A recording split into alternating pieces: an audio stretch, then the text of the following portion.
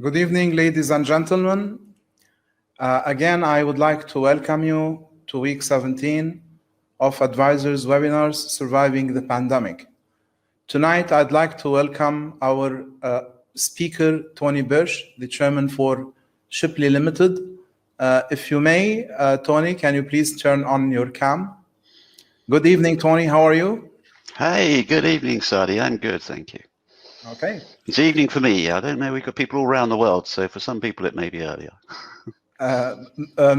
Actually, most of the people who follow us are from the Middle East, Africa, and Europe, though we do have some followers from Latin America, from Mustafa counted over 10 states in the United States, and there are some from the Far East, but that would be a terrible time for them now. So welcome again. Now, I'd like you, Tony, you have a background in sales. All your life, you've been doing sales. And you are the chairman of Shipley.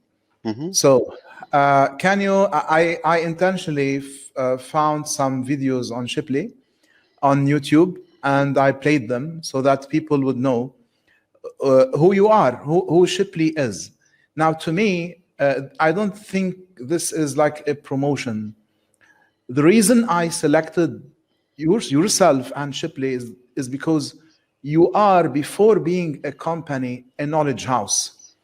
A knowledge house, it's a rare thing to find one company that developed standards, that developed training, developed consulting, and provides outsourcing, all in one world, which has the objective to enhance their clients to win more business.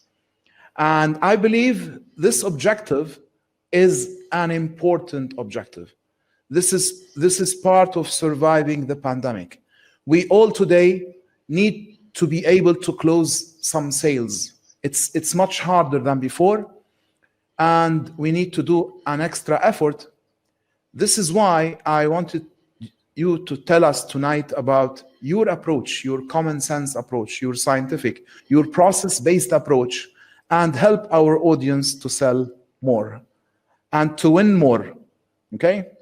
So absolutely. By saying this, I welcome you again and welcome our participants.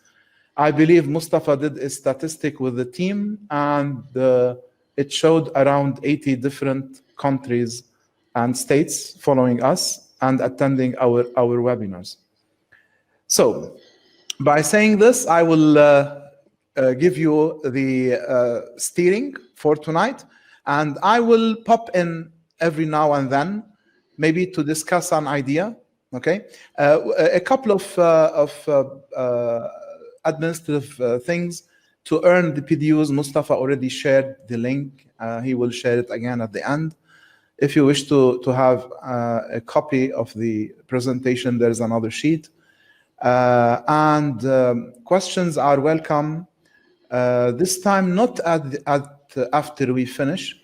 At any time, we might find a relevant question. Tony is not offended for me to interrupt him with any type of challenging question. Okay? So, let's start. Thank you.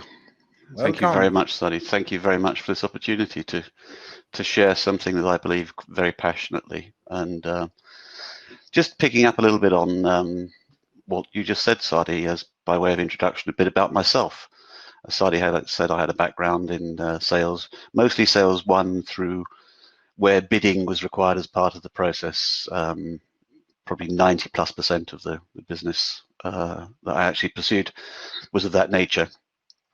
And I wasn't bad at it, and my teams weren't bad at it. And then I was in a company where I'd taken over as the sales leadership, and I had 3 must-win deals in a year and managed to lose all 3. So that wasn't the best start in my new role. And by coincidence, I came across Shipley. I was a customer of theirs for about 5 years before I joined. I've been with Shipley now for 26 years, founding the UK operation and then the India and so on and so forth operations. I came across Shipley. I went to do some training and said, actually, what they say is common sense, but do we actually do any of it? No. Well, I wonder what will happen if we do. And my team went with me, and we went away, and we did something that salespeople hate. We followed process. And we blatantly followed process. They said, these are the steps that you need to take in order to win the business. Do them in this order and you'll probably win. And you know what? Shipley was right. If you do the right things in the right order and you've got a plan, then you're more likely to win than not. I went from that very bad year of losing 3 major must-win deals, these were in the millions of deals, to winning 14 out of 15 major identified opportunities in the following year. And I, like Shipley so much, ended up, as I say, joining the company. So what are we going to cover in this? Well, I'll tell you a little bit more about Shipley in a minute on the next slide, and where you can find further information if you're indeed interested in following process during the sales cycle, or buying cycle more correctly. But otherwise, pretty much it says on the tin what this is going to do, why the planning discipline is so important to the sales process. As I said, salespeople are not naturally process followers, but funnily enough, the best ones do the same things over and over again, which is a process. And I'm going to share with you some of the research into that with something called the Business Development Capability Maturity Model. What is it that good organizations do consistently, repeatedly, in order to win business? Then I'm going to talk a little bit about buying from the customer's perspective and why the process that we follow as salespeople is so important to them. And the key to that, we'll come back to this message many times, is consistency. Consistency of approach, consistency of message. And then we'll, throughout this short presentation, if the technology works, and this is under Saadi's control, thank you, Saadi, we have some polls. There's only 3 polls, I think, that we can do just to be a little bit participative in this event, so you're not just listening. I understand the maximum time is planned to be 90 minutes. It could be shorter, could be longer. It depends how many questions you have. And I'm really happy to take questions, as I said, as you go along. Probably best if you put them in the chat room, and then Saadi can pick the best point to interrupt me. So founder, that's me, founder of Shipley Limited in the UK, 24 years. Shipley also established in 1989 the APMP, I'll come back to that in a minute, the Association of Proposal Management Professionals, not project management. And I was elected a fellow of that organization in 2006, and I'm certified professional under their program. And under our program, I have to earn CEUs. So I guess I can count this as somewhere towards that. That's enough about me. A little bit about Shipley and where you can find more information. Shipley was established, it was a person's name, Richard Shipley. It was originally Shipley and Associates, established in 1972. It was a writing company.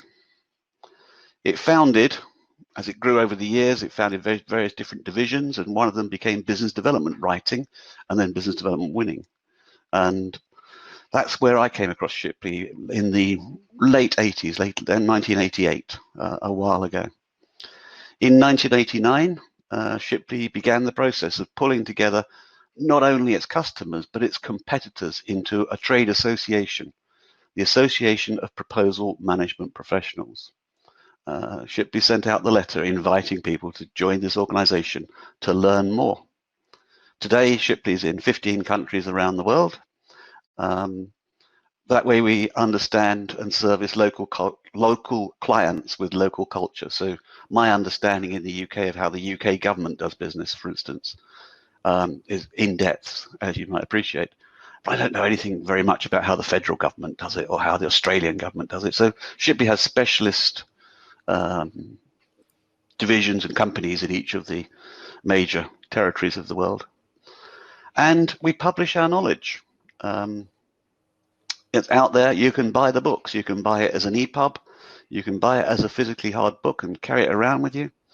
The Shipley Proposal Guide is the world's definitive guide on proposals, how to put proposals together. And the Capture Guide is how to win business before even the request for proposal. And I'll use the term in this webinar, I'll use the term RFP. That covers all sorts, ITTs, ITNs, RFTs, whatever terminology you're familiar with, I'll call them all requests for proposals. So Saadi, you popped up. Have you got a question? Yeah. Actually, so Shipley participated in establishing a not-for-profit organization, which is the APMP, the Association for Proposal Management Professional. Yeah. And as I understand, I was a member of APMP. Perhaps I'm gonna renew. And APMP, they have their own body of knowledge with respect to how to write proposals or winning proposals. But Shipley started before that, and right now you have version 5. So you have sort of your own PIM book and your own PMP. Okay, yes. If wanna do this in parallel to what happens in PMI or IPMA or Exilus. And what you did is amazing, because you establish an organization that can host also your competitors. Okay. Absolutely.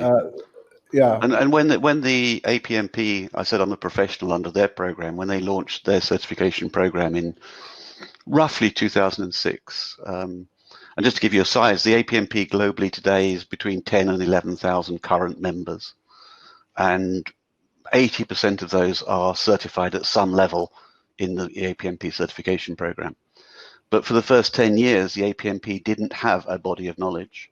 So Shipley gave edition 2 of the proposal guide to the association, free of charge, without license, to use as a public domain reference body of knowledge to allow the certification program to grow.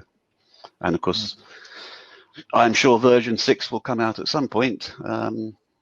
There's current research and studies on virtual working, virtual selling, virtual bidding that we've yet to get the results for. But when we do, we'll be publishing it. I remember I participated in writing part of the chapter with our friend, I think, David. Yes. Yes, we did the co-authoring for the chapter of project management and how to integrate it with the APMP standard. Very interesting. Sorry to interrupt. That's fine. Go back. Okay. If you want to join the Association of Proposal Management Professionals, as well as any other organization you're in, the body of knowledge is good. It is worth joining just for that access to the information that you have. Yeah. I don't know how many thousands of web pages of information are there, but there's a lot. Yeah. And it's $160 a year. Yeah. So join for a year, download it. Would I suggest such a thing? Okay. So, thank you. So, don't want to spend any more about Shipley and myself. Happy to answer questions later if we need to. I mentioned at the beginning I was going to talk to you about the business development capability maturity model. I'm sure many of you in the world of project management have heard of CMMI, the CMM integrated capability maturity model integrated. Shipley, working with the APMP, originally work was in 2002, but it's continued with a number of benchmarking updates. Put together something called the business development capability maturity model. Again, it's in the public domain. There's free leaflets and booklets about it that you can just Google the term, you'll find it. And other website search engines are available. Essentially, like the CMMI model, for those that are familiar with that, there are 5 achievement levels. That's looking at the left-hand side of the chart. So level 1 through up to level 5, where level 5 is high performing. Level 1 is, well, you can't have a level 0, so the lowest you can be is a level 1. And in the world of business development, we've defined 5 key process areas: customer, leadership, people, process, and support. And I'm not going to teach you BD-CMM. We haven't got time. But essentially, at level 1, you're ad hoc, and at level 5, by the way, level 5 remains to this day theoretical, because I'm not aware of any organization in the world that's been measured at level 5 yet. But they're doing things that the rest of the world hasn't thought of in business development. I am sure they're out there. We just haven't benchmarked them. But people look at being in these levels, and in order to move up a level, you have to be benchmarked, assessed, looked at as saying, let me take a level 2, managed. In the area of customer, you generate responses. A level 3 organization will be more collaborative with the customer and help them design the solution before they even go to market. And a level 4 might be saying to the customer, do you know, you don't even know you've got this problem, but we can help you with it. So how you move up the levels, again, I don't want to go into too much detail because it will just take too long, but there's a lot of information if you're interested. It's a simple measured chart of, as an organization, how do I improve? So one of the things that I first liked, and I told you how I came across Shipley, one of the things I find they're incredibly good at is observing best practices and then putting it into a process. And if you have a process, you can have a plan. And whilst as salespeople, it's almost an anathema to say, oh, I'm going to follow a sales process. I don't want to do that. Actually, having a plan and living it and then saying that famous phrase, don't you love it when the plan comes together? You know you're going to win a long time before you even start. So what we look at, oh, there we go. The benchmarking study established and has continued to establish a number of outcomes for these types of businesses. So a level 1, the ad hoc, is sort of hero culture. Level 2 has groups of people who follow process but not consistent. Level 3 has organizations that have a complete tailored process. Level 4 organizations measure the impacts of their process steps. And say level 5, don't know, theoretical. So there's 2 ratios that are shown on this slide, the win ratio and the capture ratio. Let me describe what those are first. And actually, if you don't measure, how do you know how good you are? Win ratio, most people have heard of that. The win ratio is the number of opportunities that you win divided by the total of number of opportunities that you go after. So if you pursue 100 opportunities and you win 30 of them, your win ratio is 30%. If you win 42 of them, your win ratio is 42%. So win ratio is quite an easy statistic to measure. It's just simple. Go through the whatever system you use for recording sales, your CRM or whatever system.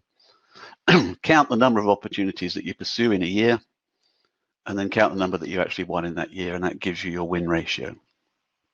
The capture ratio is slightly more complex and sophisticated. The capture ratio is the value of opportunities that you win in dollars, pounds, whatever, divided by the total value of bids that you bid. So win ratio is the number, capture ratio is the value. So if I bid $10 million worth of business and I win 2 million, my capture ratio is 20%. So what do we see from the benchmarking study about the attributes of those organizations that consistently win more business? That consistently win more business, we're really looking at level 3, level 4 companies. A level 1 organization will win typically less than 1 in 4 of the opportunities they go after, and they'll win an equal mix of the value versus the number. So although even 25% is the top end of that spectrum, there are many companies out there with win ratios between 10, 15%. And I ask people to look at that and say, look, if our win ratio is, well, let's say it's 20%, actually, that means we're losing 80%. If you start thinking about losing and all the effort that goes into losing, it makes you want to do something about actually that 20% win ratio is not great. Pairing it with a capture ratio figure has an interesting outcome because, in fact, only 6 or 8 weeks ago, we looked at the results of an organization. The team did this work in the UK. And they had quite a good win ratio. They had a win ratio around 70%. But their capture ratio was around 12%. And what that told us was they were winning a lot of the small deals. They were losing all the big ones. And this is a multi-million turnover operation that's trying to keep itself going only on winning small deals. That's not sustainable and takes an extraordinary amount of business development, business winning effort in order to do that. So having measures allows you to plan, because you can say, this is where we are today, this is where we want to be, and then the process tells you how to get there. And if you understand the concept of what a capability maturity model is, we need to fix our relationships with the customer. We need to make them better. We need to have leadership that's focused on selling rather than delivery. We need to have people that know what they're doing, that are competent in selling and supporting sales. You need to have processes and tools and plans that help us sell. And finally, we need, in this modern age, more and more technology. And this is one of the things that we're seeing in this pandemic world, the ability to share information easily across the teams and quickly. Tony? Yes, Saadi. I'm as curious as Mu'azz Gharbi, because he's asking, why do you have the same ratios for 4 and 5? Same win greater than 65 and capture greater than 80%. There's a very simple answer to that, and thank you for the question. The answer is, we haven't met a level 5 organization yet. We know the theoretical model. We know what they should be doing. And that the theoretical model of a level 5 operation is doing transformational things with customers that the rest of us haven't even begun to think about yet. But until we've benchmarked someone, we can't claim that they're going to be any better than a level 4 organization. There are, to my knowledge, only 4 organizations in the world that have been benchmarked to be assessed to be found at level 4, and they achieve those sorts of numbers. In fact, one of them only updated their numbers on a call we had with them today, and their capture ratio has now gone up to 83%, and their win ratio has gone up to 67%. They measure it on a quarterly basis, but that's a level 4 operation. And what are they doing? They're measuring. A level 4 operation characterizes itself by saying, these are what our process says we should do. What would happen if we didn't do this step? Does that make our numbers go up or make them go down? So they try it and see. And if it makes them go up, then they take that step out of their process and they change all their planning and their approach. So they are sort of agile and they are exploring. Absolutely. And, you know, to be fair, they don't do it on the big ones. They tend to play with the smaller ones, that it don't matter if they lose one of those. But when you get to that level, you don't like losing business. And it's there's a lot of other attributes, but I could easily spend a whole session, Saadi, just on what are the attributes of these organizations. Yes, I know we are keeping you from moving on, but there are some interesting questions from Karen Brunman. Does this model in any way differ between traditional and digital business? To see what difference that's made, because it's forcing a lot more people into digital relationships, digital business. But the last time this was updated was 2016 was the last time the benchmark was run. And it gets more companies in it each time. I think it's up to something like 300 companies around the world at the moment participate in the benchmarking study. We want to grow that number year on year and try and get more modern in what it approaches. But what I would stress is the principles are timeless. How customers buy, which is where we're going to go next, hasn't changed. It's just the tactical part of it that's changed. You know your student Ahmad Khraizat, he's asking a question. Okay, he was from AEC, now he's with STC Solutions. Okay. He's asking about are win and capture ratios thresholds industry sensitive? In other words, ICT, construction, defense, etc. By the way, we will be hosting, Ahmad will be a speaker with us later on. Yes, there is, and I didn't bother to go into all the detail here. There is, if you there is a breakdown of these. The ratios that I've displayed on this slide are for people going for relatively complex deals. If you're at the simple end of the spectrum, if you're supplying glasses of water, then you can't expect to have win ratios and capture ratios at that sort of level. So towards the commoditization of your business, then there's a shift, but the ratio between them is about the same. So if you're in a highly commoditized business, a win ratio of 10% might be quite good. If there's a load of competitors, it's a very easy product or service to copy. But if you went from a level 1 to level 2, you could expect to take your 10% up to 20%. The steps are relatively consistent, but the broad numbers themselves. There's 1 or 2 organizations who took part in the study who only pursue 5 or 6 opportunities a year. So as with all statistics, they're smoothed. So I'm not going to take the rest of the questions now. We'll keep them till the end so that you can allow you to move on. No problem. So we know what best practice looks like. They have practices, they have processes, they have tools.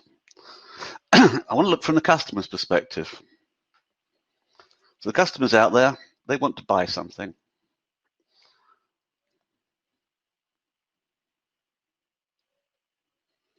And what we want is them to go through that cycle of why you, oh, I see, now I've got it, for that answer to be you. So how do we do that? Well, the first thing to understand, and this is one of the things that I referred to a bit earlier on as timeless, the way human beings are wired, the way our brains are wired, we make decisions mostly. There's no never and no always in this game, but mostly we make decisions based on emotion. Where we want to live, who we want as a partner, the type of car we drive.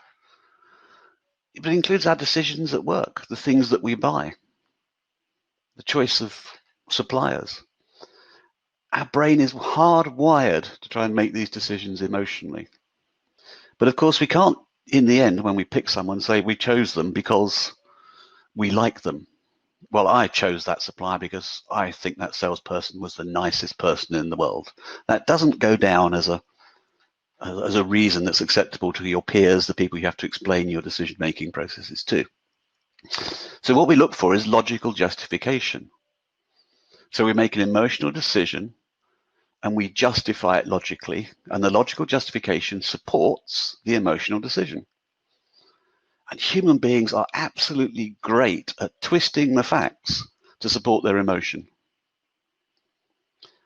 If you understand that in the decision-making process, you can understand what you need to do in the sales role to help a buyer buy. So, first poll. Saadi, this is technology to you. Unless I'm supposed to press something. Hello? Do I press the button? There we go.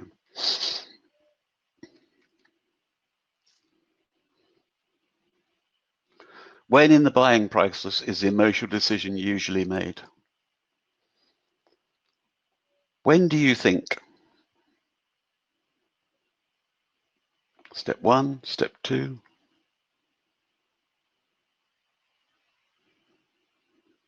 Oh, sorry, that's my fault. Step 3.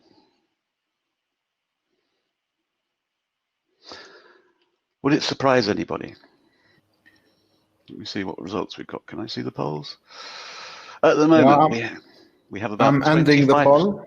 Okay. Yeah. Okay. Yeah. Okay. So we have about a quarter of people say step 1, 30% step 2. Look at that, 13% step 3 and 29% step 4. You'd like to think it was step 4. It's actually step 2. And I'll talk about this in a minute when I talk about how the buying process works. Most of the time, if this helps you to understand, and to help you understand why planning is so important, the emotional decision, who the buyer wants to buy from, and when I say the buyer, I don't mean the person in the procurement department, the purchasing department. When I say the term buyer, I mean the person with the problem, the person that wants to buy a solution to their business problem. The emotional decision about who they want to buy from is made before the request for proposal, whatever form that takes, ever goes out to the marketplace. They already know who they want to buy from, or they already know who they definitely don't want to buy from. And it may be that either one of these two is acceptable, but the emotional decision has already been made, which ironically makes bids and proposals really important because they have to support that emotional decision. The buyer must be able to find sufficient reason to support their emotional decision, and they get very frustrated when they don't. I'll give a number of examples that I've seen over the years. One of the great joys of working in this Shipley organization is we work with so many clients on so many bids, and some of them so important. And only a few years ago, we had a government client write a letter to one of our clients, one of Shipley's clients, exceedingly disappointed that they weren't able to select them because they hadn't scored enough points on the scoring system to make it past the first round. And the customer was really angry. They wrote to the CEO of this organization because they were quite happy. They were the incumbent supplier. They'd been with them for 7 years. They wanted to choose them again. And because when it came to scoring the bid and proposal document, they didn't get enough points. They didn't get past the 70% threshold. They never made it to the next round. And it angered the customer because they were bound by formal government procurement rules to proceed with other parties. Emotion is very strong. And you just think about all the big decisions you've ever made in your life. How many of them have actually been the logical decision? So it's step two. Step two is where the decision is made, the emotional decision. And I want to go through this buying process just slightly in more detail. Ignoring the support columns at the moment, there's that same buying process. I've got a business issue. I'm the buyer. I want to develop a budget and a solution. I want to go to market with my solution turned into requirements, against which I can seek bids and proposals. Then I can do some sort of valuation process, and finally negotiate and contract with the successful party. Now, there are exceptions in different cultures, different parts of the world, may buy slightly differently, but broadly these are the steps. So what's the 20-60-20 timeline down the bottom there? That is a timeline. If this whole buying cycle was to take place over 100 days, the whole buying cycle, so that's from I've got a problem that I need to get fixed through to I've signed a contract that allows me to get it fixed. Then as a buyer, the buyer, and that may be a person or a group of people collectively, will spend about 20 days of that 100 working out what their problem is, worrying about their problem. They'll spend about the next 60 days getting to a solution, something that they can go to the marketplace with. Finally, then, they will issue their request for proposal type document, and they'll give all the bidders, let's be generous, 10 days to respond. What, this great big requirement, and you've given us 10 days to respond? Yeah, well, the reason is because I've already been through all my pain. I want to get this fixed now. So at the bidding end of the cycle, you get short times to bid, and they're getting shorter and shorter in this digital age. At the bid end of the cycle, you get short bid time because the buyer's already a long way through. They are 80% plus through their buying cycle. And the emotional decision on their part has already formed. They know as an individual, as a collective, who they'd like to go with, probably, but they certainly know who they don't think they're going to go with. And then they use the proposal, whatever that is. That could be a simple quote, it could be an email, it could be a 1,000-page document to justify that. So why have I got those support columns on there? By planning, we can support them through the whole of this process. Again, I haven't got time to do the details, but there are a number of studies, any number of studies, particularly about buyer and seller relationships. And most of the best studies are Americans. I don't know why the Americans do the best studies, but they do. It may be a numbers thing, I don't know. That first support column, if you can engage with a customer at the stage where maybe they don't even know they've got the problem. So you're going to them and saying, did you know this type of problem exists? Have you got it in your business? Or they're in the early stages of saying, I've got a problem, I don't know what to do about it at all. If you are with a customer then, you're likely to win the business more than 90% of the time. And that's one of the things that we think are level 5 operation characteristics. They have an intimate, trusted advisor relationship with their customers, and that's about spending time.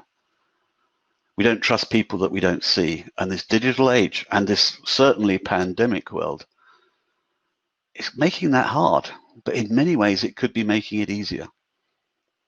It's easier to have a quick meeting with all the right people there, whether your people are around the globe or not. With a whole number of customers, you can do it in a technology that's similar to we're using now and take up half an hour or an hour of someone's time rather than having to, as we all used to do all the time, fly around the world, have meetings, and then find out that they weren't interested. So by planning through the process, by using a process, by understanding the buying process, you can achieve that word at the top left of that slide, consistency. And one of the things that drives emotion, the emotional decision, is that consistency. It's the, yep, you came to me and you helped me and you didn't try to sell me something, and all those wonderful things that make us feel nice about someone.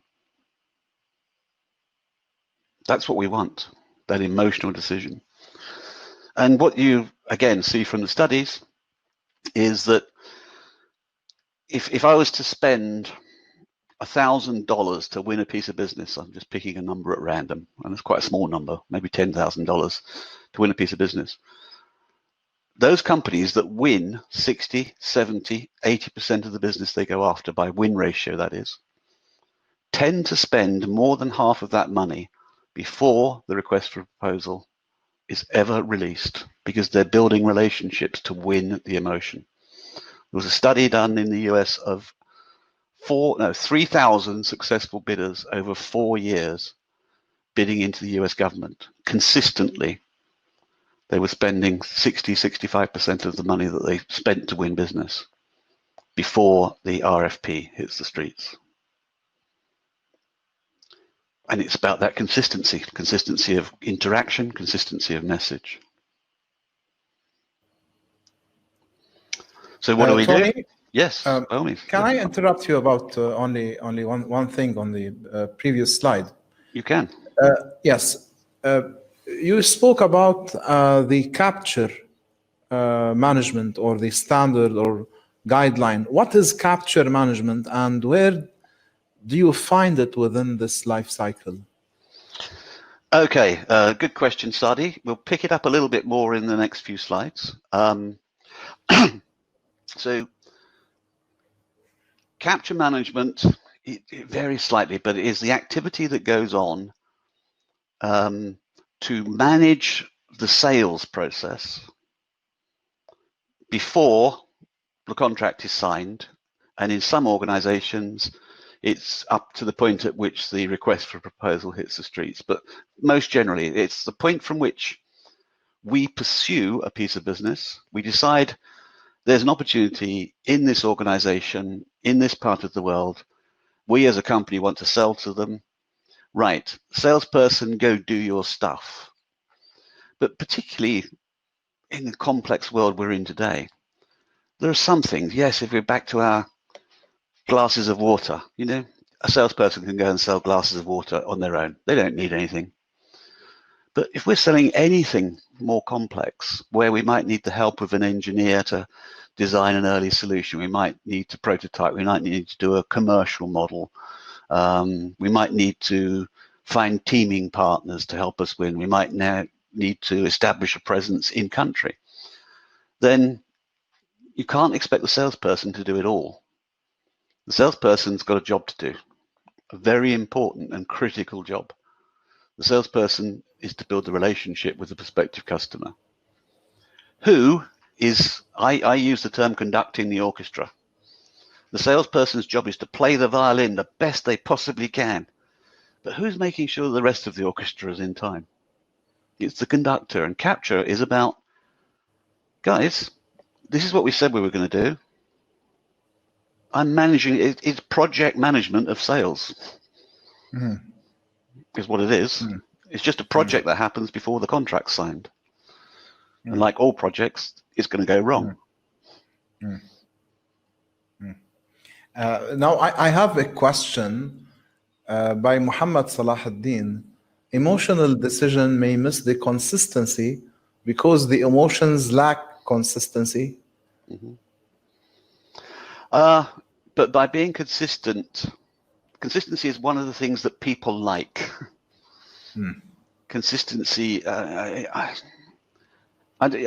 at my personal level, I've been buying cars from the same person now for 15 years, but now he's gone. I went into the garage last year, and the new person didn't talk to me the same way and want to listen to me, and emotionally that just switched me off. I see it in myself, and it is about, it's one of the things that as humans we treasure. We can say consistency in our relationships. You go into the shop, and doesn't it frustrate you when you go into the supermarket and they've moved things around? I always used to know where I could pick up the beans or whatever it was.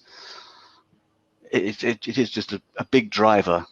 But in the buying process, it's even more important because it drives towards the logical justification.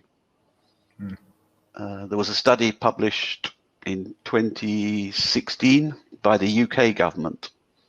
And we had a process in the UK called competitive dialogue, which was government procurement process, in which you'd get to sit down with the customer and discuss their problems before you did your bid. And every bidder had the same opportunity. On paper, it sounds great. It forced people to talk to the customer. But what's better than that? What went wrong was they would go and have companies would go and have all these meetings with the government officials, and then they'd write their proposal documents as though they'd never had those meetings. And the UK government published a formal paper, I'm sure it's probably still on the National Audit Office website, nao.gov.uk, that said that the government spent millions of pounds assessing competitive bids that didn't reflect what they were asking for because there was no consistency. It's not the only thing. They've got to like you, you know. Okay. Thank you. I'm gonna welcome. Go off. So how do we achieve it? Achieve through planning. This is a simple graphic that I just stole it out of one of our published guidebooks. But it shows the relationships of the plan, some of which is more relevant to what we're talking about now. I'll come back to each of these in detail, but strategic plan. We must have a plan for our business. If we don't have a plan, then we're just going to pursue everything that moves. So what type of business do we want to pursue? How do we want to pursue it? Where do we want to pursue it? For some businesses of a certain size, there will be accounts. And we'll talk about accounts in more detail. So there'll be a plan for an account. How are we going to grow this account? How are we going to keep this account satisfied? And that's the appointment of account managers. And this refers back then to Saadi's question. Capture plan. How are we going to win this particular piece of business? We must have a plan. We can go out there and just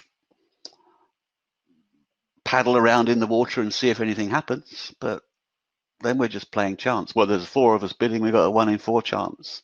No, if there's 4 of us bidding, how do we make our chance as close to 100% as we can? We do it by having a strategy and then going and implementing that strategy. And the capture plan tells you what that strategy is. The capture plan also informs what goes in the Shipley graphic here. It's called a proposal, bid, quotation, presentation, whatever the final vehicle is to that customer. And both the capture plan and the proposal plan form or feed our closure plan, how we're going to negotiate and close this deal. And you can see from the percentages there, there's a certain amount of flow down information. So this is the type of business we want to be in. That determines the type of accounts that we have. Information about those accounts, who are the customers, who are the decision makers, how do they buy. That feeds us, how do we work out we're going to win a particular opportunity. That in turn needs confirming in the bid, the proposal management plan document, and finally the activities for negotiating and closing the contract. By having all our plans line up, and they line up left to right and right to left, then we ensure we get that consistency. So, quick look at each of those. So we have a, what business do we want to pursue? I can't tell you the number of organizations that I've walked into over the last 20-something years and been with a senior, not necessarily C-suite, but senior level team, and said, okay, what business are we in? Well, don't know. What does your business plan say? I don't know. This is all about, guys from the top, tell us what business we're in. It may be for the whole organization. It may be the business plan for a division. It may be for a business unit within a division. But part of qualification criteria is deciding whether we're going to go after a piece of business or not. Part of that is to say, is this in the business we want to be in? And by having a plan and then measuring and someone managing that plan, you actually stop. Probably the worst thing of all happened. And to use the Latin phrase, mea culpa, I used to do this certainly in my youth.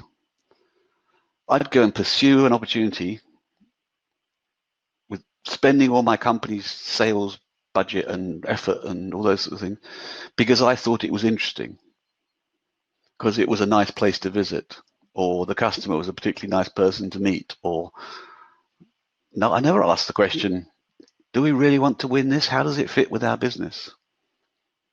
And the sad news was none of my management actually stopped me pursuing it either. But I've also seen a number of occasions where people come in and they say, we've won this. And then the company goes, that's great. Now what do we do with it? Because we can't do that. So the highest level of plan is for the business unit, or whatever you want to call it, business plan. That in turn, your business plan should be a number of account plans. So we want to be in the IT support business. Okay, how are we going to divide that up into the types of business? And basically there are 4 types of account plan, and they all need managing slightly differently. So it might be a vertical. So aerospace. We have an account plan for aerospace, and within that account, the aerospace account, all the major aerospace protective customers count as being part of that account. It might be a geographical, so Middle East and North Africa, United States and Canada, UK and Europe. So interestingly, and I did come across a group of account managers once, and this was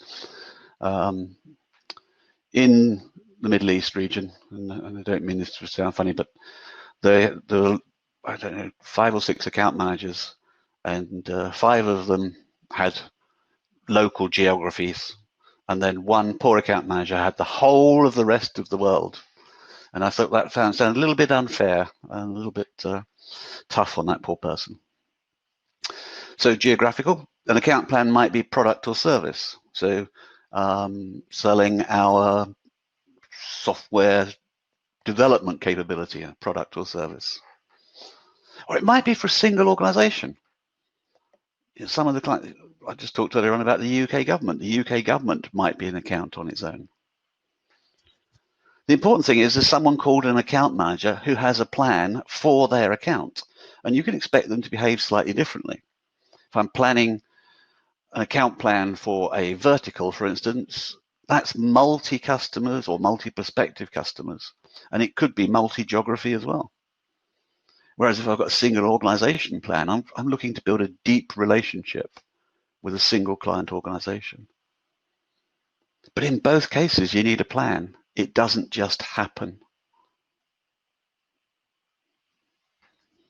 Capture plan that Saadi referred to a little while ago. First and most important thing, it's opportunity specific. It is for this opportunity, for this client. It is unique. You may have similar opportunities for similar clients, but they can't share a capture plan because the clients are different. They have different things that concern them. They may have different reasons for buying. So it's opportunity specific. It contains information about the competitive landscape. So what does the customer think of us? This prospective client of ours, what do they think of us? Importantly, what do they think of the competitors? Who are likely to be the competitors in this landscape? Price to win. Now, I know most organizations don't do the pricing. Well, you can't price it until you've written the bid, can you? Well, how can you write the bid if you don't know what you're selling? Pricing to win is a discipline that should happen during that early phase before the RFP hits the streets. Again, a whole specialist discipline. You could do 4.5 hours on pricing to win. But part of the capture plan is, where are we going to aim to win? What sort of price range are we going to be in? And in the early stages of price to win, you might say our price needs to be somewhere between 1 million and 10 million. But by the time you're getting nearer and nearer the bid, it needs to be between 1.1 and 1.7. And when you got to the bid, of course, you've got a defined number. What are our win strategies? How are we going to compete? Why should the customer choose us? What strengths are we going to emphasize? What are we going to do about the customer's perception of our weaknesses? What are we going to do about the competition? And all of those, and this is why it's called a capture plan, must result in smart actions. And given the expertise of the people on this webinar, I'm sure you know what I mean by SMART. Specific, measurable, achievable, realistic, and timely. Various variations of that. So the important thing about having a capture plan, it's not a trophy that sits on the wall. We filled in the capture plan. Let's stick it up here and let's see what happens. It is a series of actions. And actions don't happen unless they're managed. You guys in project management understand that better than anybody else in the world. If you don't manage it, it isn't going to happen. And I'm afraid people who don't do capture don't have a plan. They only have one strategy left, and it's a 4-letter word. It's called hope. I'm sorry, hope is not a strategy. Let's play and let's see if we can win it. Let's hope. No, that's not a strategy.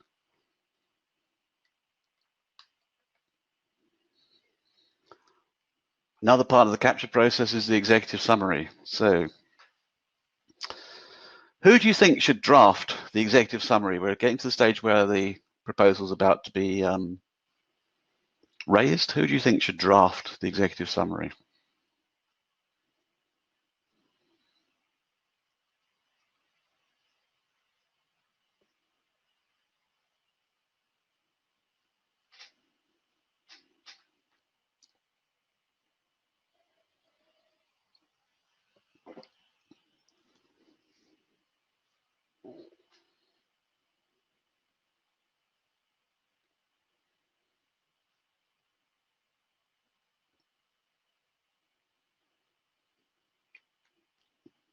I thought we were getting to a stable result then. We've had some late votes another way.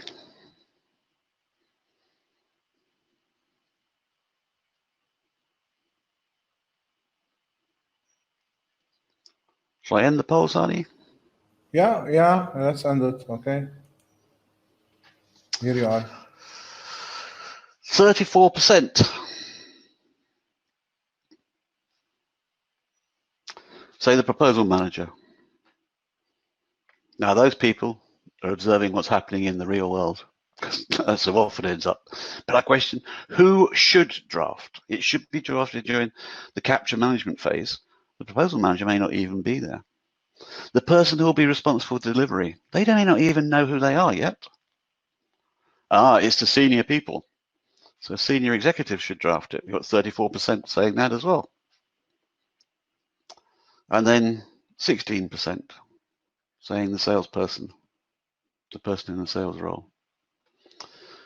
Best practice, recognized, proven best practices is the person who should draft the first draft of the executive summary is the person in the sales role.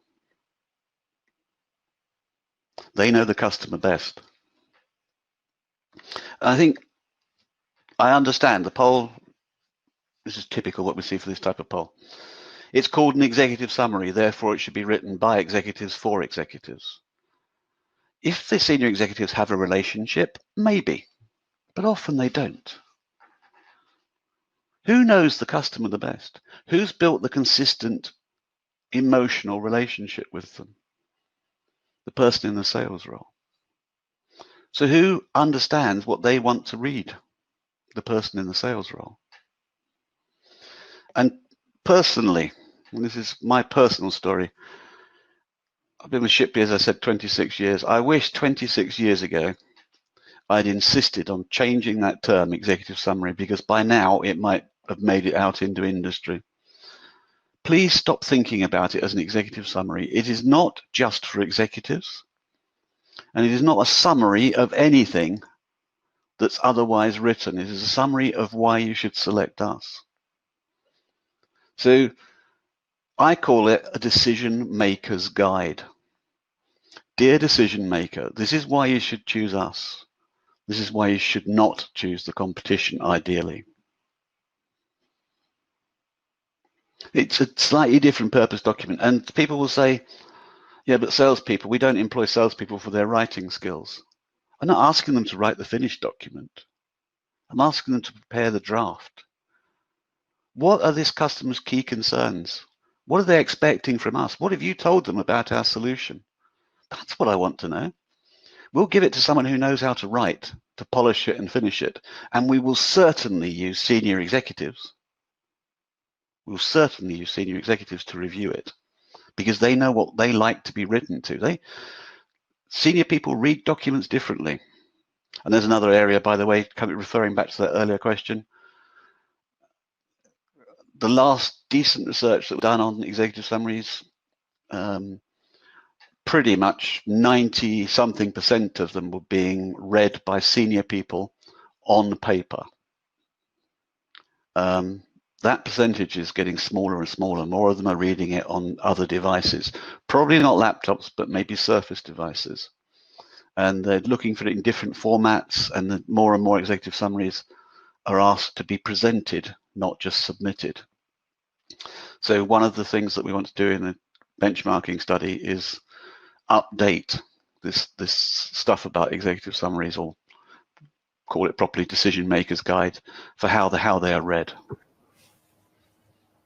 Saadi, Tony, yeah, thank you. Tony, I remember because I studied winning proposals with you. Mm-hmm. And one of the amazing things that since the time we attended the course with you in Dubai until today, we use it every time, which is the pains that keep people or organizations awake at night. Mm-hmm. And starting the executive summary by addressing these things or pains or challenges that keep people awake at night. And by doing that, you immediately have their full attention. And you show them that you understand their problem, you understand their culture, you understand their organization. And this is a basic step in instilling trust so that they can comprehend the technical solution later on, which will be assessed by probably technical people, okay? And start to find a reason why they should select you. The logical justification. Yes, exactly. But by addressing their concerns separately, you're winning their emotion. Exactly. There is an interesting cultural lesson I learned a long time ago for any of you that are submitting documents to Europe. How France differs from almost the rest of Europe. When you're writing a decision maker's guide, one of the things that we teach is to not make it simple, but not make it overly complex technical. You don't want to describe the details of your technical solution because actually you're writing to senior people. You could be writing, to people who haven't been on the shop floor for 20 or 30 years. Except in France. In France, most of the people that run any of the major corporations are technical in their background. And if you oversimplify the description of your solution, they actually find it insulting, genuinely emotionally insulting, that you don't think they'd understand the technical solution.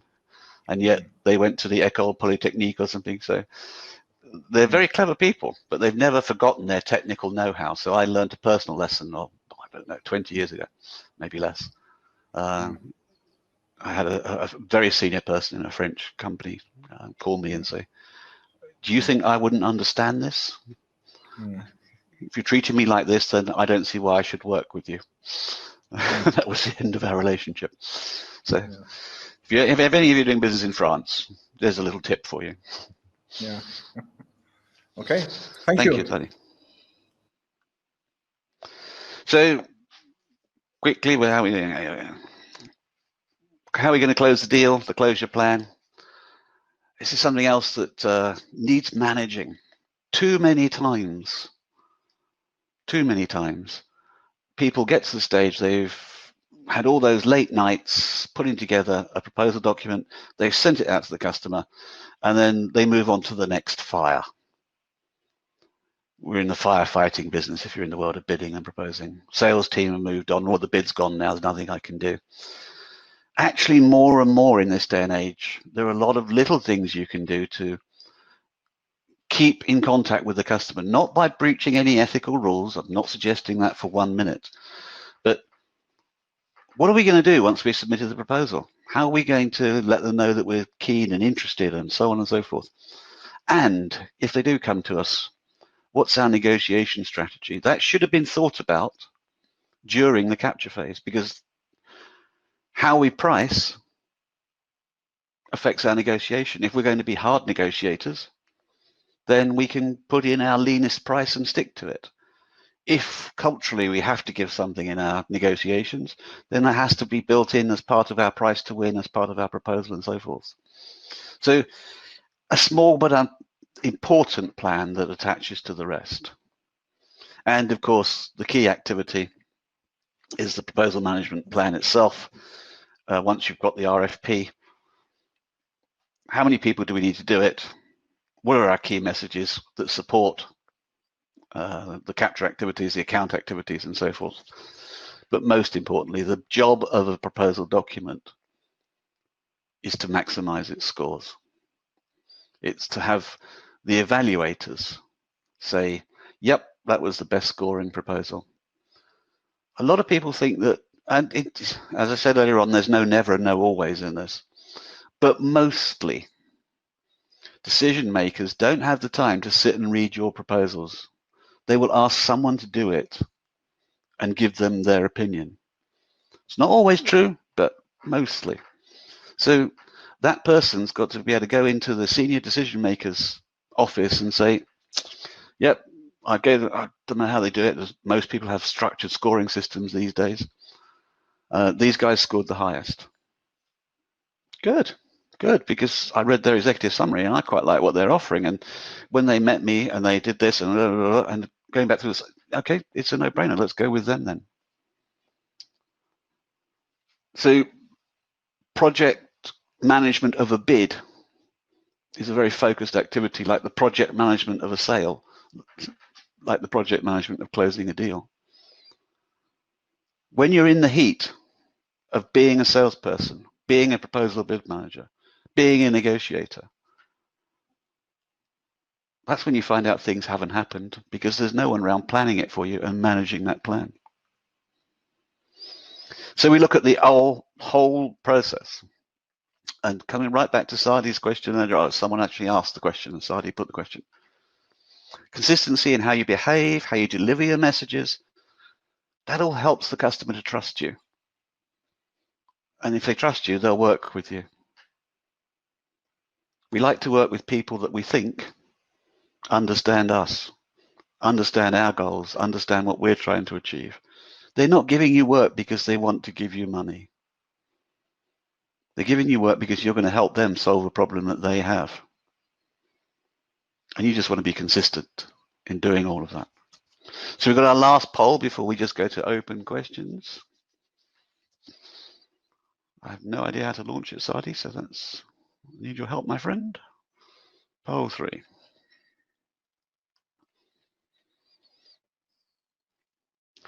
This is just a simple planning metric for you in the Shipley materials, Shipley proposal guide specifically.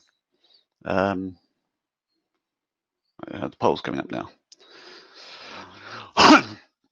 Everybody knows that reviews should be undertaken before documents leave.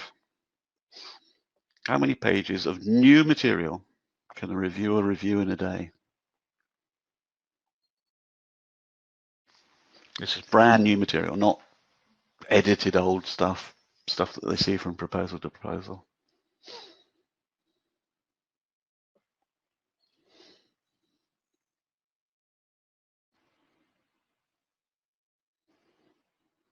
I'm going to give you 10 more seconds and then close this poll.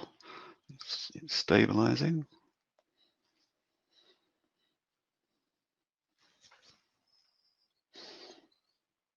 Okay.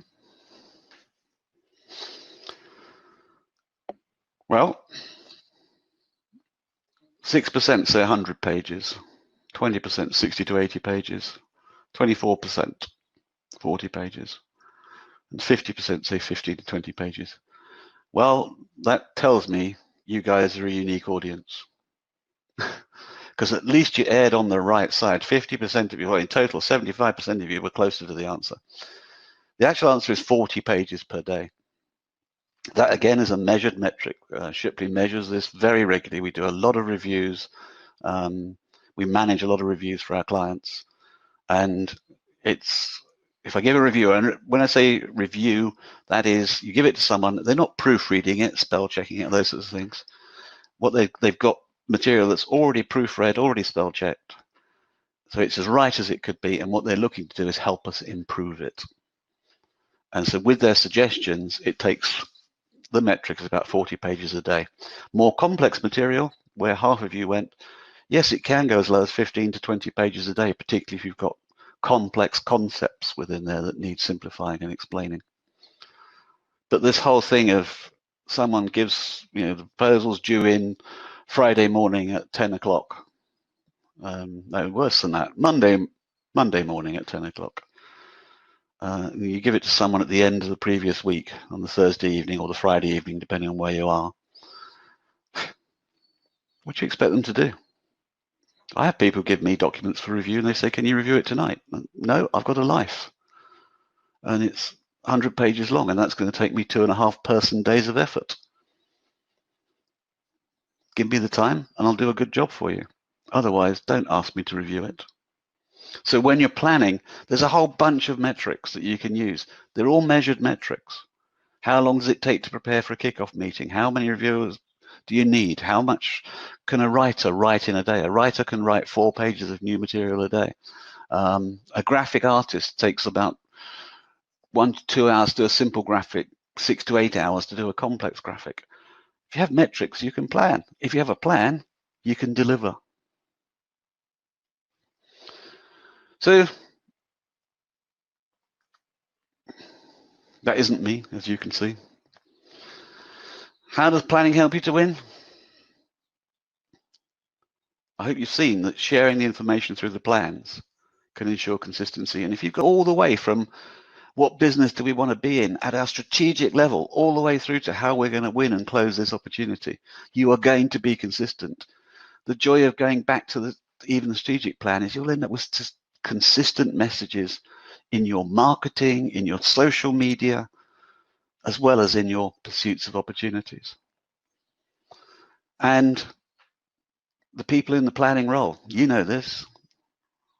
I'm not trying to teach you to something that you don't already know. If it's not managed, it isn't going to happen. And the consistency of approach, both internally and externally, you look right back at the first slide or two that I presented. If you look at the attributes of level 3 and level 4 operations, they all use plans. They all appoint people to manage those plans. That cannot be an accident that they win so much more than anybody else. It's an attribute of the organization. So that's my final slide. Saadi, if you have any questions or how you want to do this.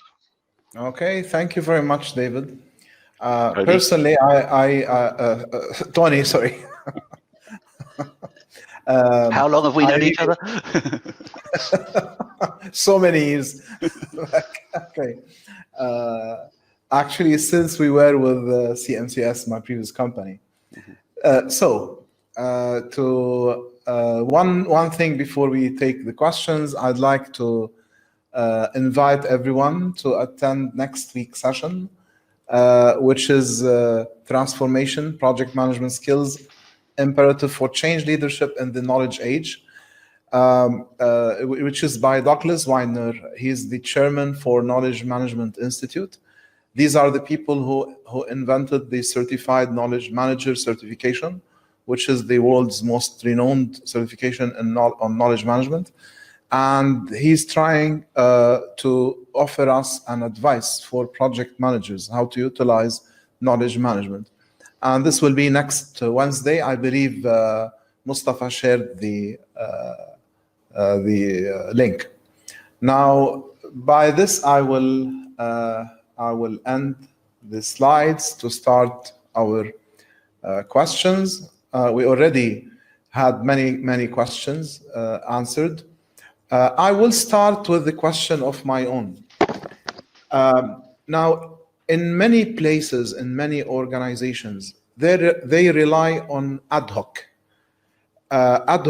salespeople or account managers or sales managers who know how to speak well, very presentable, very well connected, and they go and seek business for the organization. Now, this reminds me of many projects that are managed by good project managers. But if you have 20 project managers and you don't have a process, then you have 20 ways of managing. It becomes very hard to measure, very hard to realize a strategy. You might be winning individually, but to win as an organization and realize your strategy and achieve your objectives, you cannot do that by ad hoc or by level 1. You have to go upwards. And I believe this is exactly the same, but on the selling aspect. Okay. And I was very happy because in my research in my PhD, which I finished in 2016, it was investigating the relationship between project management and business development. Mm-hmm. And when I went to business development, the only complete content I was able to find was from Shipley. So I started from there, okay, and tried to integrate and break the silo.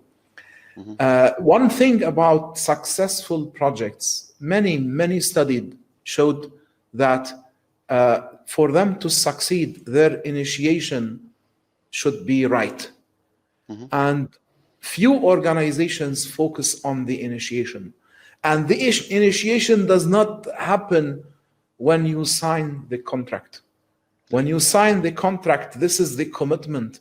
Okay, any planning you do, okay, you cannot resolve problems that were not resolved before in your approach. Meaning, it takes two to tango. The seller organization has a duty, and the buyer organization has a duty. If they know how to tango properly, things will go forward. One of the largest oil and gas companies in the world, once a leader there told me, yes, we love Shipley. I told them, but you are not contractors. You do not write proposals. You receive them. And they told me, yes. But if they follow a process, it's much easier for us to understand what they are doing. Again, back to consistency.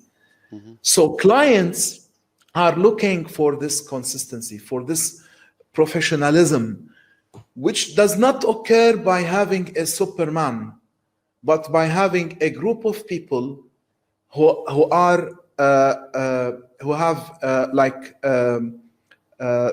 they stick to a certain process, and they follow the process and make sure to enhance the process. This is why you started with the maturity level.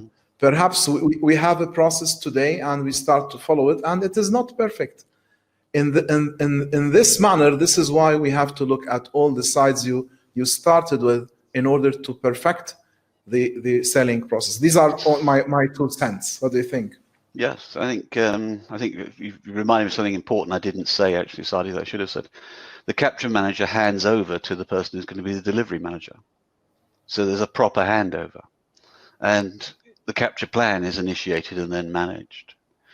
The reason I showed the capability maturity model, and one day it'll get integrated into CMMI. It'll just be a few years away, but one day it will be. In that benchmarking study, what you could see was the characteristics of organizations that win more business. There were major global telecoms providers, global IT services providers, global defense players, but there are also small ones. And what you saw was they had consistent attributes, and level 3 is that critical level. Level 3 is where people have people in the capture role. Some of them, organizations, some of the names you'll know, people like BAE Systems, Lockheed Martin, Boeing, Airbus, they have people whose job title is capture something, capture leader or capture director or something. Others have people in a capture role, so they appoint someone in that role on an opportunity by opportunity basis. And that person invariably has some strong project management skills. Salespeople are not known for their attention to detail. And I said, they don't want to follow the process. They can if they need to, but project management and capture management are very complementary skills. There's probably about 70%, 60-70% competency match between the 2 roles. And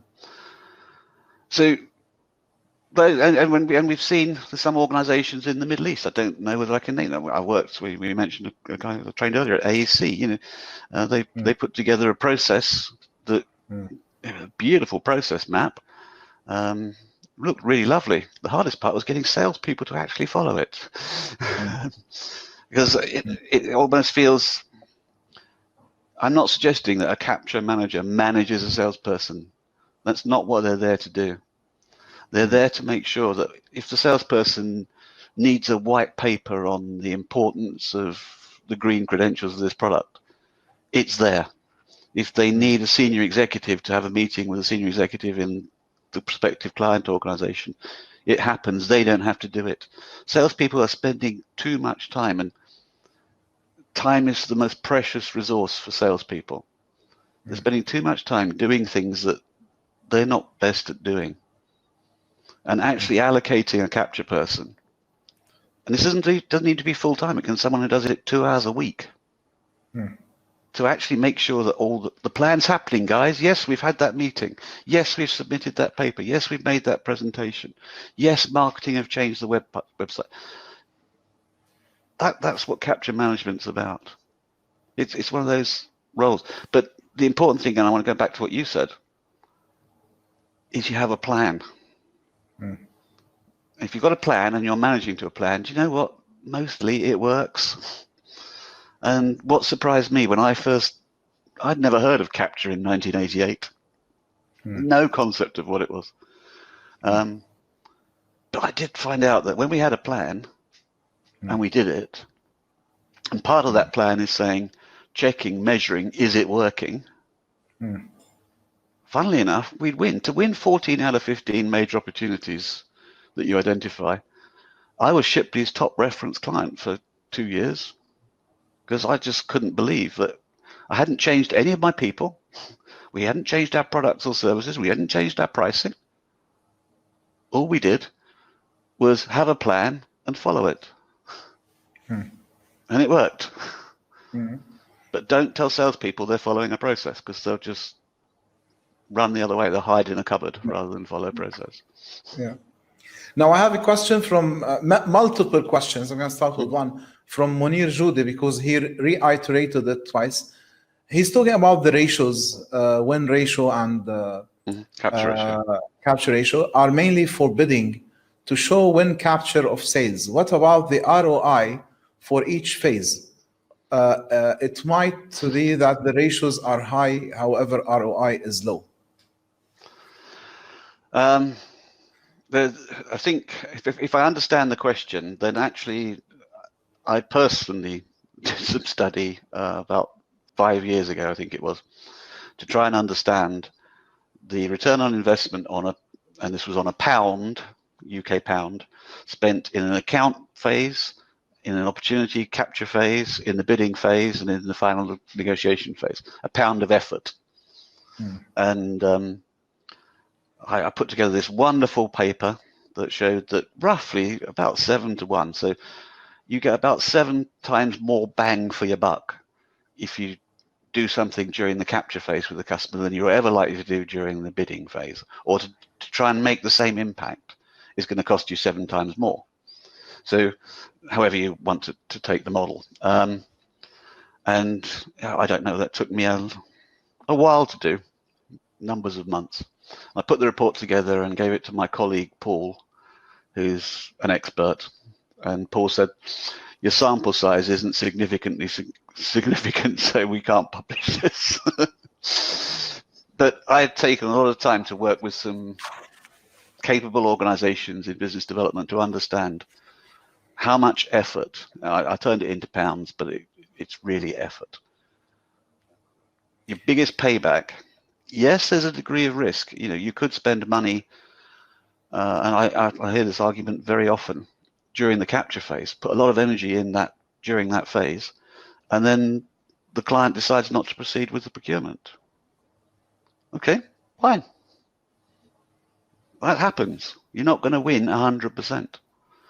But actually, you'll know that fairly early on. And one of the capture capabilities that we didn't talk about, because again, limited what we can cover in here.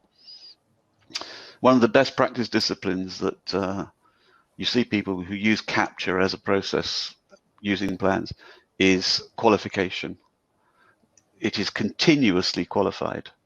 So when I talk about measuring the impact, you know, we had a presentation, we got these people in the client organization there. How are we going to know whether they're convinced? And you decide what that measure is. And if they're not convinced, you say, so why are we pursuing this? Let's switch off now. And switching off, by the way, doesn't mean we just walk away. No bidding, no pursuing doesn't mean walk away. It means we don't think we can win this now. What's our option? Well, we can let it go. We can build the relationship. We can try and win it next time. A whole range of options that are much more effective than just walking away. Now, there is another question from Muaz Gharbi. where do you locate the planning process and the buying process you showed us earlier, and who should write it? So he's asking how to develop this set of processes. Good question. Always start with your major customer's buying process. Make sure you gain an understanding of their process. The Shipley has published something called the 96-step process. And it's supposed to be a global sales process, and it's got 96 steps. It's always had 96 steps, even though it's evolved a number of times. Step 96, by the way, is victory party on our process model. It gets adapted in different parts of the world. There's a slightly different version of the 96 steps in the Far East because the buying practices are slightly different. Australia is pretty much the same as the US and UK. France is slightly different. I don't think we've done one for a client yet for the Middle East. I can't talk about what we did with AEC, but we started when we put the process together there with them. You start with what are the steps that our biggest customers go through? Then what would be their expectation from us in those steps? And then what do we do in order to achieve those? What it isn't is about making it easy for us. Again, it's worth investing $160. Join the APMP and read the whole section on business development processes, how to develop them. They've got some great standard models there, and it's you can buy the Shipley Business Development Lifecycle Guide. It's slightly cheaper, but you know, why not go to the APMP and access their body of knowledge? There's stuff you can take there for free, but that's the primary thing. Most people start with themselves. Don't. Start with the customer. What's the customer's expectation? What process do they go through? How do we align what we're doing to what they do? Very, very interesting. You're just stating what we've been talking about in the past sessions about being agile and being customer-centric, okay? And here I have another thought or idea, because I remember the discussion with the late Howard Nutt, the one who wrote the BD-CMM, when we were at California. And we were discussing the level 5. And because I'm an assessor for organizational project management maturity. And when we put the two models next to each other, we found out that the level 5, it's not something that you can achieve within a specific discipline. This is organizational, okay? Probably. So you cannot be level 5 in sales, but in delivery, you are level 2. It does not work like this. That's a great observation. Exactly. For you to achieve the highest level, you have to be high in everything. You have really to have excellence. Then you can claim, I will win every time from the first time. Win in capturing the business and writing the proposal, and then in executing it. Because we've discovered in many cases, you win a proposal, but you lose in delivery. Or you do not deliver properly, or you deliver properly, but it costs you much more. So you don't make the objective profit out of it. So it's the art of win and win. Win in the proposal and the business development life cycle, and win in the project management execution life cycle under an integrated life cycle within a portfolio. Then you can start to think of going up to a level 5. Now, that's a great observation, and no wonder, because Howard had a brain the size of a planet, as do you, Saadi. So thank you. It's quite obvious when you think about it like that. You can't do one without the other. Now I have a question. Yes. Go on. I was just saying, the worst thing in the world to sell something that the organization doesn't deliver. Yes. Yes. Now, my friend Nawaf Al-Ahmadi asked about winning bids is subject to strategy, market conditions, competition, etc. If your strategy is after market penetration, how that fits into the matrix? Again, the BD-CMM matrix.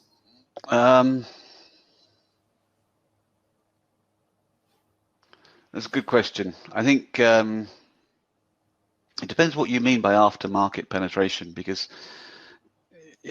in a sense, the aftermarket is even more competitive than establishing the initial market. And if you're going in sweeping up behind other people, then you've still got some ground to prove, I think. But I'm thinking about people that we work with that are truly in aftermarkets, and they find themselves in a much more competitive environment and a much more price sensitive environment. So you're all going to be developing the same thing at the same cost, and so how do you make someone come to you and not one of your competitors? The relationship, the emotional link is even more important. So level 3 behaviors about building relationships, not just bidding. That's not to say that, you know, there is an entirely alternative business model which says, damn all this relationship building and sales model stuff. What we'll have is a piece of artificial intelligence that generates proposals as quickly and cheaply as possible, and we'll bid everything that moves, and we're bound to win 10% of it. And it's a valid business model. It's not one that I would choose, but equally, certain markets, why not?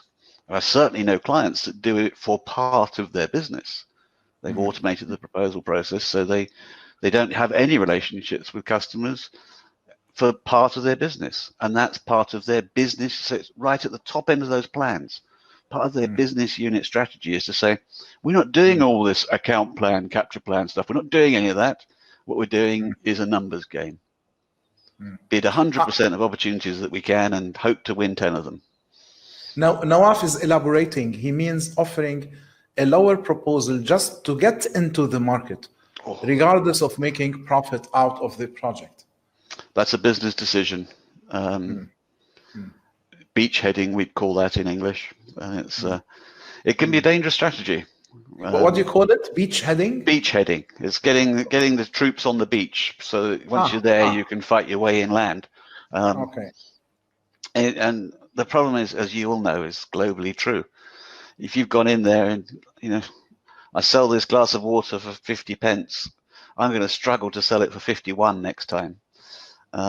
Because, and particularly in today's market, where customers are sharing information as much as project managers are in group and proposal managers are in, customers, buyers are in groups, and believe you me, they share information.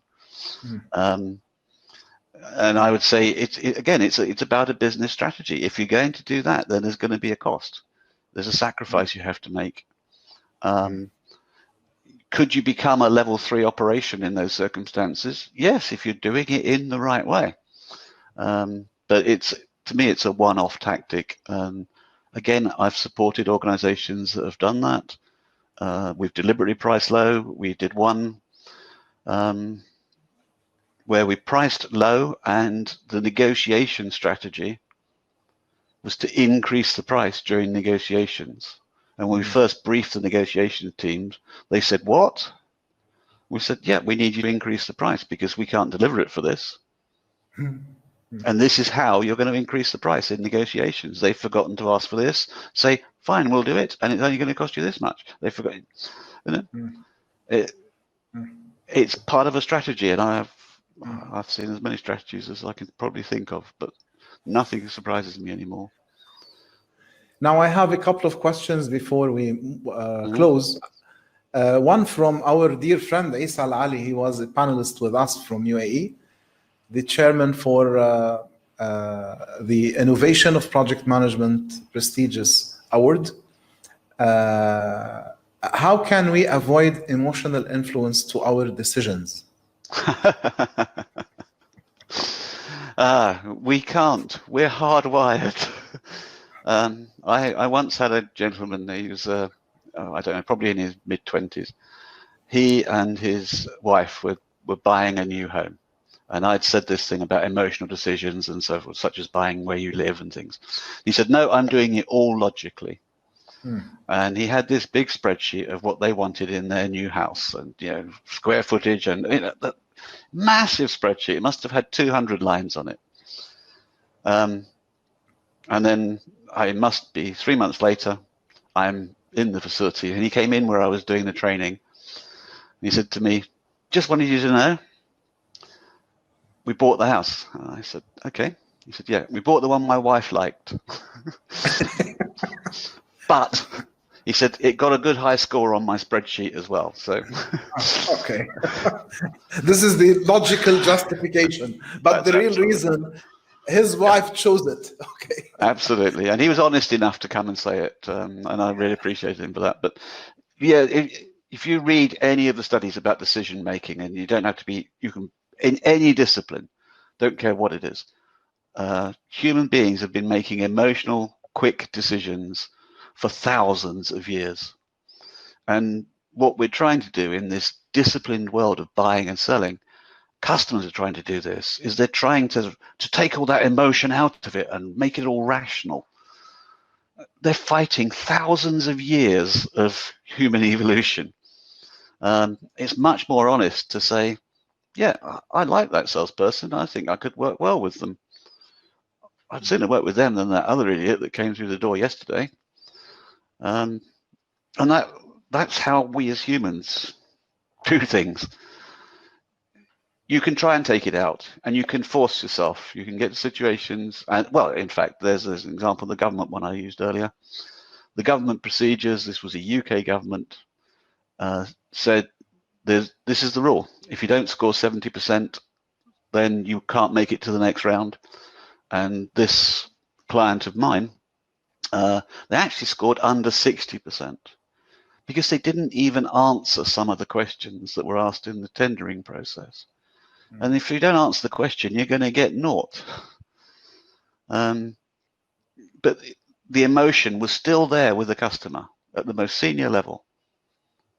They wanted to work with them, and this letter, and it was truly a letter. In these days of email, it was a letter sent to the executive of the chief executive officer that said how disappointed this person was personally, that they couldn't be bothered to take the process seriously, that, well, emotion is we're built like that.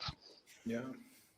Now, another question from Mudassar Ali. In your opinion, which is more important, planning or soft skills? To do what? Obviously, our context is about selling, is about the business development life cycle in general.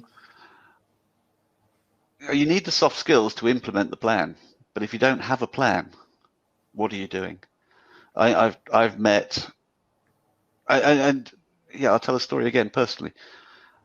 When I was selling in the 70s and 80s, it was a luxurious world. Because the moment I left the office, no one could find me. Therefore, I could spend as long as I wanted with a customer. And I could build relationships, and I had tons of time. And if my soft skills weren't up to it for the day, I could see them again the next time and, build all these things. We could take them out for a meal and spend as much as we wanted, not quite, but you know what I mean. This day and age, salespeople are never out of contact. Someone's always trying to find them on their mobile phone. Someone's trying to email them. They're, regulated to the second as to how long. Soft skills are really important, but actually, I probably, in the 80s, I could go to 2, 3, 4 meetings with a client before I'd find out what you were talking about earlier on, Saadi, their hot buttons, because I had the time. Now I don't have the time, so I've got to have a plan. If you don't have a plan, how do you expect to succeed? So I'd put my money on a person with a plan every time. That's what I'd do. You ask me my opinion, I'd put my money on a person with a plan. Someone who's got a plan is more likely to win the business than someone who's just charming. Yep. Now, I have another question from our friend from Algeria, Al-Arabi Shakib bin Zirga. Could you please tell us if there are any tips during the bidding phase for maximize scores to let the client choose us to get the project? Yes, answer the question. Read the question. Probably the biggest single tip that I picked up all those years ago was to force yourself to have the discipline of building a compliance matrix, even if you're not going to submit it. So this is where you take the questions that are asked by the customer and you strip them down into their component parts. So the question might be, please tell us how you're going to provide support during the design, development, delivery, and release phase. That's 4 separate questions. So you'd put a compliance matrix together that says there's 4 questions, not 1, and then have the discipline of saying, are we compliant with that question? Have we answered what we're going to do for support during the design phase? Yes. Is it what they're expecting? Yes. Even if you don't submit it, it forces you to have the discipline. I think the problem with most proposals is things like we give it to an expert. And do you know what an expert wants to do? They want to show the world how clever they are. And what they also want to do is write to people like themselves. So if I've got a chief scientist, I don't know, a chemical engineer, that person knows how to write to other chemical engineers. They don't know how to write to evaluators. So I may need the input from that chemical engineer in order to be able to answer the question. But I've got to write to an evaluator. It won't be a high-level chemical engineer evaluating that bid, I promise you. The other thing to remember, target writing age. What you write in a proposal should be capable of being understood by a typical 13 to 14-year-old child. Oh, but we're showing how clever we are. Yeah. Shows how poor you are at communicating. Wasn't it Einstein who said, if you can't explain how it works simply, then you don't understand it? The job in the proposal is to make it really easy for that evaluator to give you the scores. So my last tip on that is the very first sentence. Answer the question. Will you provide support during design development, blah, blah, blah. We will provide support during design. Because pretty soon the evaluators will get so tired, they'll only read the first sentence or 2. So proposal writing is about top-down, what we call top-down structured writing. Answer the question first and then explain your supporting material. What engineers like to do is take you on a story. They come in the morning and have a coffee, blah, blah, blah. Then the eureka moment. It's a different style. But that may be another whole lecture for your advisors series. This pandemic's going on forever, Saadi, so. Yeah. We'll have unfortunately. Now the last question for tonight, although there are others, Mubashir Al-Asmarari, would you please elaborate more on sales and procurement, particularly relationship with vendors and suppliers? Because as you know, most of the large bids, you're not going to go alone. In many cases, you have multiple vendors, and these multiple vendors would participate in providing their content or their portions of your solution, especially if you are into systems engineering or something like that, as complex as that. The stuff you do for BAE or other, or NASA or other organizations. So what do you have to say about the vendors and the suppliers' role in the whole thing? I'm not certain of understanding the question. So, you know, how they relate to procurement? Was that? Let's talk about the role of the subcontractors that you bring on with you to write, to provide a specific solution. Okay. Okay, I'm understanding it. Well, firstly, there's, of course, the different levels. There's those that are visible to your customer, your end customer, or should be visible, and those that are totally invisible and they don't need to be visible. So if someone is critical to your solution, one of the key things that we practice is if you've got someone in your supply chain that's a critical part of your solution and you've chosen them because what this customer is looking for needs that criticality, then you make them a full part of your team. You talk about them in your bid. And we've often done this by bringing in a single expert. You know, we we don't have experience in managing projects of this nature, so we've gone and hired Dr. Saadi Adra, who's an expert in this, and he's going to work on this in his role for the next 5 years. You know, really bringing it to the fore. So if it's important to the customer, commodities, vendor type stuff, we have a number of sources. Why would the customer even care? The tactical side of how much you include them, that varies very much case by case. I did one at the beginning of this year where we held a 2-part kickoff meeting on the bid. We had the critical suppliers, which was about 4 or 5 of them, participated in the room. Actually, this is pre-COVID. They were in the room for about the first 2 hours of the session. So we were telling them what the strategy was, how their role was critical, what we needed from them in order to put our bid together. And then we asked them to leave and finished all the more sensitive parts of the kickoff meeting. So it's got to be called, but at the risk of sounding repetitive, you decide case by case, and then you have a plan and you go and do it. What I see too often is just leaving, you know, someone's sent a request for quote down to purchasing and just left them to get on with it, and then they get surprised when you get a rubbish quote and a rubbish proposal. You've got to take these things into account early. Bring them in. Yeah.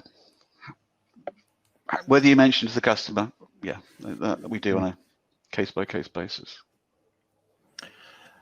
Okay, I would like to thank you very much. You're more than welcome. It has really been a pleasure, okay? Because this is the first time we do this duetto together, okay? I believe it's not the last time.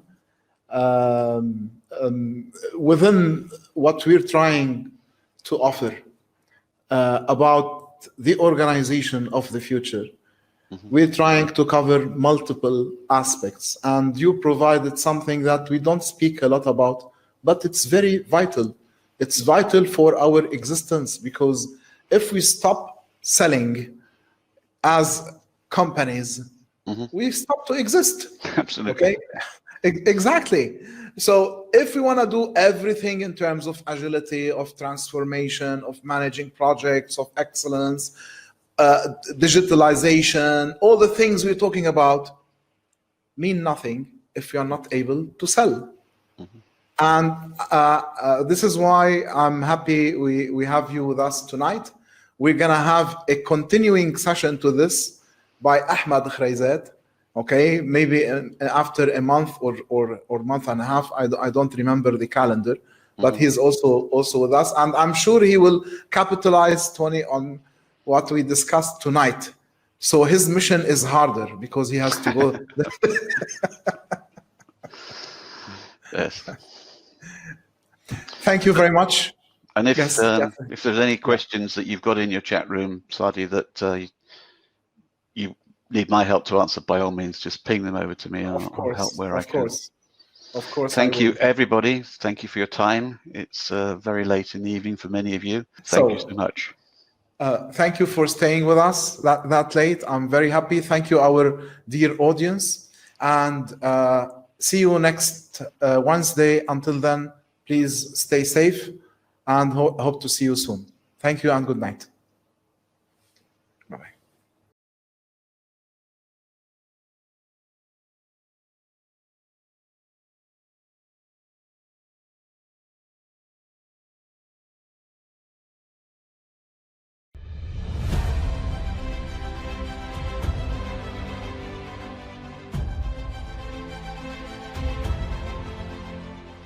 Hello, I'm Douglas Weidner, the chairman of the Knowledge Management Institute.